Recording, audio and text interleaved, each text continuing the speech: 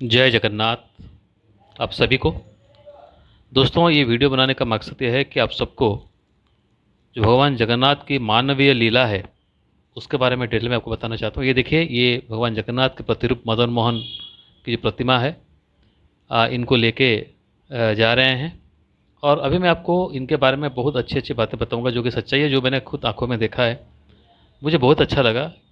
जैसे कि द्वापर में या सत्ययुग में या तृतीया में जैसे भगवान की लीलाएं होती थी, द्वापर युग में वृंदावन में, द्वारिका में, मथुरा में जैसे लीलाएं की भगवान ने, तृतीया में अयोध्या में लंका में जो लीलाएं की भगवान ने, तो उसी तरह से कलयुग में भगवान जगन्नाथ अपनी जो मानवीय लीला है उसको प्रकट करते हैं पुरी में, उड़ीसा की जो पुरी है।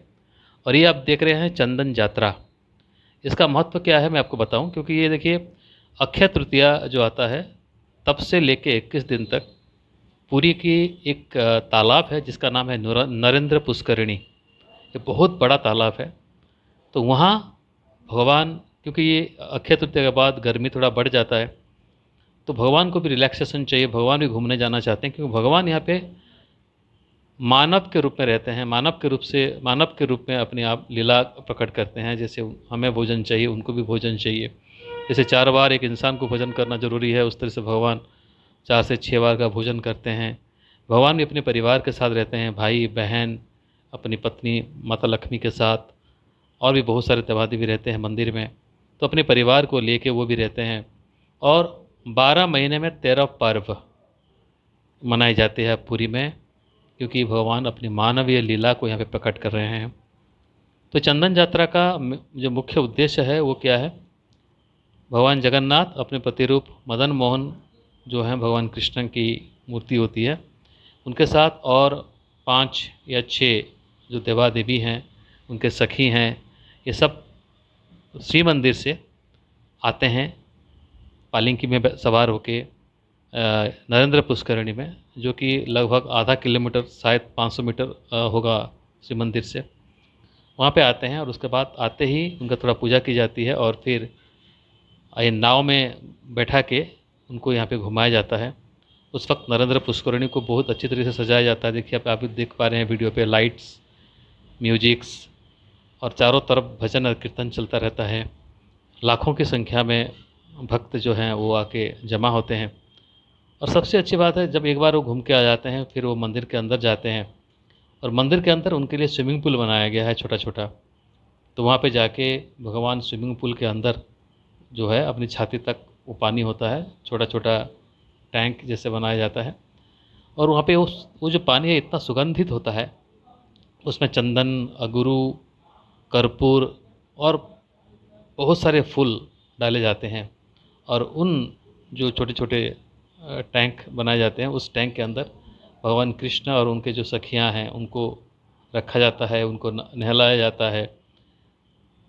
इस तरीके से ये पूजा चलता रहता है। फिर उनके बाद वहाँ से उनको निकाल के उनको फिर साफ़ सुथरा कपड़ा पहना जाता है, फूलों से सजाया जाता है, फिर उनकी भोग लगती है।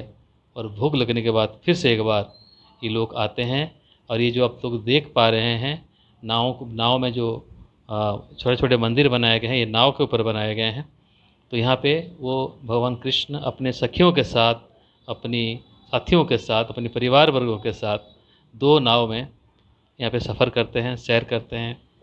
और उस दौरान भगवान कृष्ण को इस तरीके से यहाँ पे ट्रीट की जाती है जैसे कि वो जगत की राजा हैं, महाराजा हैं। जैसे पुराने काल में राजाओं को जिस तरीके से ट्रीट की जाती थी, उनकी जो ट्रीटमेंट होता था, जिस तरीके से उनको चामर लगाया जाता था, जिस तरीके से उनको उसके साथ राज छत्र चलता था। मसाल, क्योंकि उस वक्त लाइट नहीं थी, तो मसाल देखिए आप लोग यहाँ पे भी देख पा रहे होंगे, मसाल जलाया जाता है। वो मसाल लगा के बिल्कुल उसी तरीके से जैसे आज से 200-300 साल, 400 साल पहले राजाओं की ट्रीटमेंट की जाती थी, बस बिल्कुल उसी तरीके से भगवान कृष्ण की यहाँ पे ट्रीटमेंट की जाती है, उनकी सेवा की जाती है, उनकी पूजा की जाती है। और सबसे अच्छा ये लगता है कि वहाँ पे उनके बहुत सारे सेवाकारी होते हैं। जैसे मैंने एक देखा, वो पान सेवक, उनका काम होता है कि वो हर मिनट में भगवान को पान खिलाते हैं। वो आते हैं और उनके पास एक थैली होती है, वो भी सज धज के आते हैं। और उनका एक स्थली होती है जिसमें से वो जो तामुल बोलते हैं पान, तो वो पान भगवान को अर्पण करते रहते हैं। हर 1 मिनट में पान भगवान को और उनके पूरे परिवार को अर्पण किए जाते हैं। जैसे हम लोग कहीं अगर घूमने जाएँ तो हमें जैसे खाने का शौक़ है, तो भगवान को भी वो शौक़ है। और भगवान उसी तरीके से बिल्कुल मानवीय लीला के तरह जैसे हम लोग कहीं पे घूमने जाते हैं अपने परिवार की तरफ, तो उस तरह से भगवान कृष्ण आते हैं। और ये 21 दिन तक भगवान जगन्नाथ मदन मोहन के रूप में आके यहाँ पे जो नरेंद्र पुष्करिणी है वहाँ पे जो है सैर करते हैं पानी के अंदर। ठंडा ठंडा पानी होता है और वहाँ पे फुहारा लगाया जाता है, बहुत सारे फुहारा होते हैं, वहाँ से पानी जो है मतलब आता है। और बिल्कुल अच्छा बहुत ज़बरदस्त क्लाइमेट होता है वहाँ पे। भजन कीर्तन चलता रहता है, भजन गाते रहते हैं लोग, कीर्तन होता है और बहुत सारे भक्त आते हैं। हरि बोल, जय श्री कृष्ण, जय जगन्नाथ, ये जो नाम से बिल्कुल चारों तरफ प्रकम्पित होता है। अगर आप प्रैक्टिकली आके ये नहीं देखेंगे ना तो आपको वो एहसास नहीं होगा जो वीडियो में आपको शायद नहीं हो रहा होगा। तो आपको वो जो एहसास प्रैक्टिकली आने से ही पता चलता है। जैसे हम किसी की शादी के में जाते हैं तो वहाँ पे जैसे हलचल रहता है उस तरीके से यहाँ भी बहुत बड़ा हलचल रहता है। कम से कम 3-4 घंटे का ये इवेंट होता है, 3-4 घंटे 5 घंटे सुबह शाम को 6 बजे से लेकर रात के 10-11 बजे तक ये काम चलता रहता है। पूजा और भगवान की वहाँ पे घूमना नाव में बैठ के, तो ये सब जब मैंने देखा तो मुझे लगा कि भगवान मतलब रियल में भगवान जो है वो मानवीय लीला करते हैं कलयुग में। और वो क्षेत्र है पुरी। और पुरी से सुंदर, पुरी से पवित्र स्थान कलयुग में शायद कहीं नहीं होगा, क्योंकि भगवान प्रत्यक्ष रूप से यहाँ वास करते हैं। मंदिर में तो आप कभी आए होंगे या नहीं आएंगे मुझे पता नहीं, लेकिन मंदिर में भी जो प्रसाद मिलता है उसका भी महिमा कुछ अलग होता है। और अब इस धरती को भगवान ने अपना आशीर्वाद दिया है। और यहाँ के लोग, यहाँ के जो पंडाएँ होते हैं, ये माना जाता है कि द्वापर युग में ये उस वक्त के जो गोपियाँ हैं वो इस जन्म में पंडा के पुरी के पंडा के रूप में जन्म लेते हैं। क्योंकि जब प्रभु कृष्ण ने ब्रज को छोड़ा, वृंदावन को छोड़ा और मथुरा आ गए, फिर वहाँ से द्वारिका चले गए, तो गोपियों को छोड़ दिया था। तो फिर उन्होंने उनको आशीर्वाद किया कि कलयुग में मैं तुम्हें कभी नहीं छोड़ूंगा, कलयुग में मैं तुम्हारे साथ ही रहूँगा। और ये जो पंडा लोग हैं वो वही गोपियाँ हैं जो बहुत निष्ठा के साथ भगवान की सेवा करते हैं। और उनको जो सेवा बांटा जाता है वो सेवा को निष्ठा के साथ ये लोग करते हैं, इन टाइम करते हैं, तथा समय में तथा सेवा जो होता है ना वो करते हैं। यहाँ पे देखिए बहुत सारे पंडा हैं, लेकिन सबका काम अलग अलग होता है। उनके अंदर जो कोऑर्डिनेशन होता है वो बहुत ज़बरदस्त होता है। कोऑर्डिनेशन वहाँ पे जो काम करते हैं ज़बरदस्त कोऑर्डिनेशन है। ये सब देख के एहसास होता है कि भगवान प्रत्यक्ष रूप में यहाँ पे हैं। क्योंकि ये जो मूर्ति ले जा रहे हैं ये मूर्ति ही नहीं, यहाँ पे मतलब इस तरीके से किसी को कोऑर्डिनेट करना बहुत मतलब हो नहीं सकता। आप कोई भी शादी भी अरेंजमेंट करते हैं तो कुछ ना कुछ गलत हो ही जाता है उसमें। आप बड़े से बड़े शादी करिए या छोटे से छोटे शादी, कोई भी इवेंट आप करते हैं तो कहीं ना कहीं आपको घबराहट होती है, कहीं ना कहीं कुछ ना कुछ गलत हो जाता है। लेकिन यहाँ पे कुछ गलत नहीं होता, यहाँ पे सब कुछ सही होता है। और यहाँ पे कोई बॉस नहीं है, सब सेवाकारी हैं और अपने अपने सेवा को निष्ठा के साथ तुलाते हैं, तो सब कुछ जुड़ जाता है एक के बाद एक के बाद एक। मतलब यहाँ पे मैंने ये तक यहाँ तक देखा कि जब भगवान की पुष्प की सेवा होती है, उनको पुष्प पहनाए जाते हैं, कपड़े पहनाए जाते हैं, तो ये कोई नहीं पूछता कि भाई कपड़ा कहाँ है, फूल कहाँ है, ये कुछ कोई नहीं, कोई मतलब कोई अपना मुंह नहीं खोलता। मतलब जो पुष्प देने वाला है उसको पता है कि पुष्प कहाँ देना है और कितना पुष्प देना है और किस किस चीज़ की पुष्प देना है, उसको पता है। वो आके वहाँ पे वो उतना पुष्प रख देगा जितना उसको चाहिए वहाँ पे चाहिए। जो कपड़े वाले का भी वही हाल है, वो कपड़ा ला के वहीं पे रख देगा जहाँ पे कपड़ा रखना चाहिए। तो पहनाने वाला है वो जाके वहाँ से कपड़ा ले लेगा, जो पहनाने वाले हैं वो जाके वहाँ से पुष्प ले लेगा, किसी को कुछ बताने की ज़रूरत नहीं है। लेकिन घर में जो हम लोग ये सब करते हैं ना तो बहुत प्रॉब्लम होती है, लेकिन यहाँ कोई प्रॉब्लम नहीं होता। इतना बड़ा भीड़ है, इतना ज़्यादा भीड़, लाखों की संख्या में भक्त हैं होते हैं, पुलिस होती है प्रोटेक्शन के लिए और लोगों को कंट्रोल करने के लिए। फिर भी इतनी भीड़ भाड़ में भी वो पंडे लोग जो हैं वो इतनी आसानी से और इतने आनंद से ये लोग अपना काम करते हैं। ये भगवान की दया नहीं तो कुछ नहीं और हो नहीं सकता। और जहाँ भगवान की लीला होती है तो वहाँ भगवान की दया तो होती है। तो भगवान की लीला, भगवान की दया और भगवान की कृपा अगर आप चाहते हैं तो आप भगवान की जो लीलाएं होती है उस लीला में शामिल होना चाहिए, चाहे 3-4 घंटे का हो या 6 घंटे का हो, 10 घंटे का हो। क्योंकि किसी के शादी में जाते हैं, कुछ लोग तो होते हैं कि बस खाना खा के चले आते हैं, लेकिन जो परिवार के जो अपने निजी लोग होते हैं वो शादी के अंत तक रहते हैं, विदाई तक रहते हैं।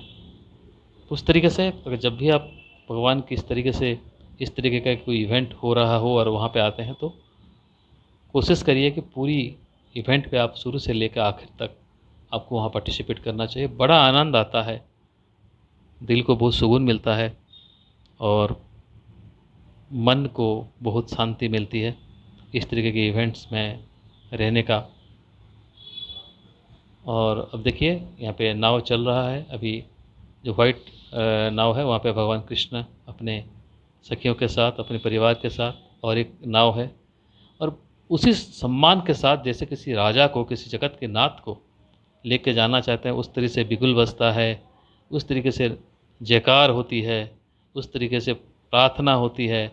और हर एक मिनट में पान जो है वो दी जाती है भगवान को, क्योंकि ये एक लीला है और ये खुशी का लीला है। गर्मी से आम इंसान जैसे बचता है, स्नान करता है, स्विमिंग पूल पे जाता है, समुंदर में नहाता है, नदी में नहाता है, उसी तरीके से भगवान भी अपना स्विमिंग पूल जो है वहाँ पे नहाते हैं और यहाँ पे अपनी लीला करते हैं।